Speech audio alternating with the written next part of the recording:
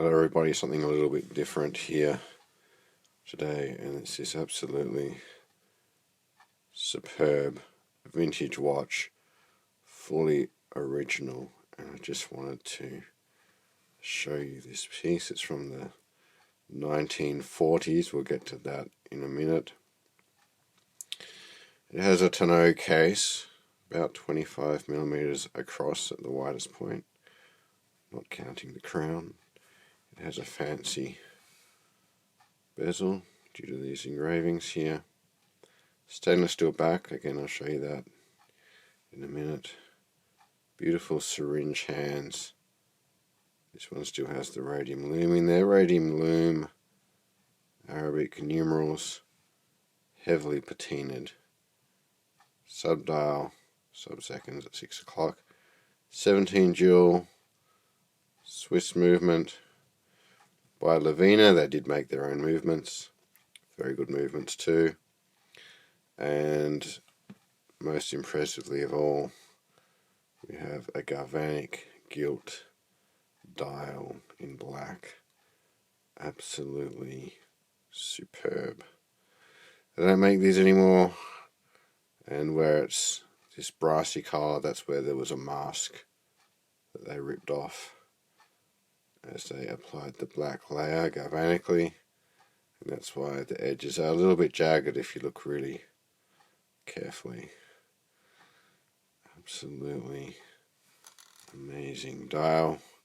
There is some patina to the black. I kind of have to get the light to reflect off it, but it's all very, very even.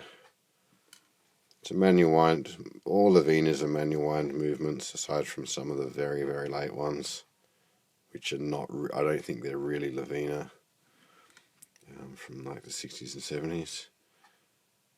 Chrome plated case. You can see the wear.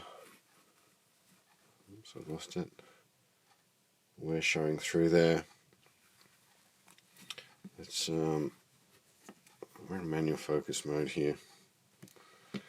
Is there any way I can really film with this lens? Oops, and we're upside down. I'll show you the back. Really lovely engraving. To John from Mum and Dad for,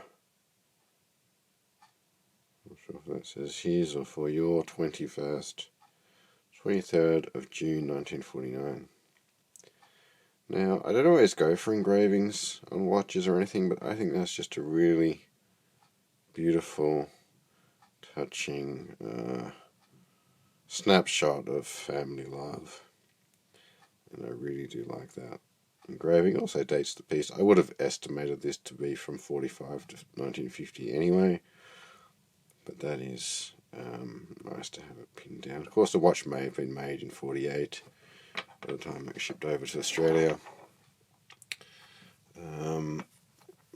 1949 might have begun, but anyway, there you have it, guys. A late 1940s Levina. They were based in a town called, spelled Villaret. I'm not sure if it's pronounced Villeray or Villaret in Switzerland.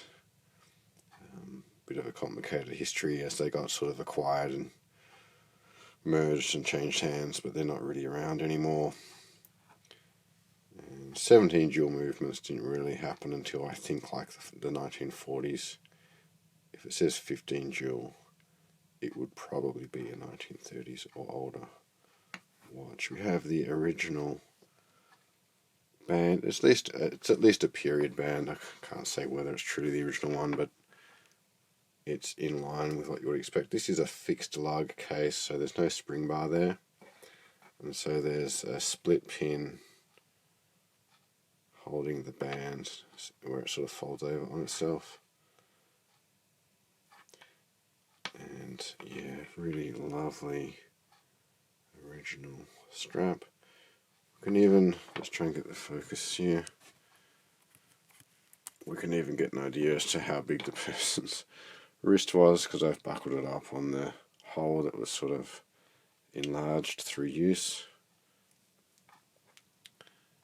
And yeah, guys, it's a really superbly preserved, I suppose. I mean, it's used, it's not new old stock, but it's a superb, real life late 1940s watch with that amazing dial. Yeah, absolutely wonderful. I bought it on eBay. It was 90 Australian dollars plus postage. I paid about $100 for it, and worth every cent. I was going to show you the beautiful sound of beta radiation blasting through. There you go. Look at that, 1.6, 1.8, 2. It's actually a pretty good reading. 2.4. Background is about 0.15. So yeah, we're about over 20 times above background. And climbing quickly. See if we can pick it up. That's kind of an alarm going off. It'll calm down in a minute. Doesn't really come through the back very much,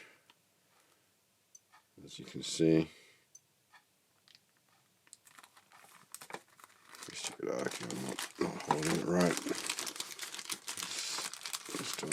Probably. Not sure if I said, but it's 25 millimeters in diameter. The wire is fine. Just trying to get this watch over here with one hand. Okay, so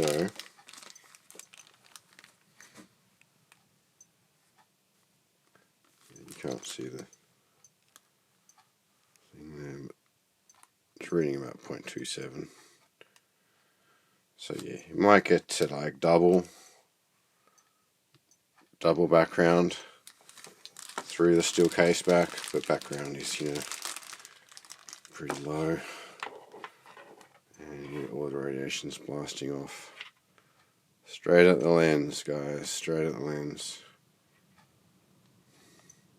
I think beta radiation travels about up to a meter in air. Electrons coming off. Yeah, beautiful galvanic gilt dial with the radium loom on the syringe hands. Tonneau case, fancy bezel, beautiful Swiss movement in there. Really well preserved original strap. I just can't get over how great this piece is. Anyway, guys, hope you enjoyed that one. I'll leave it there.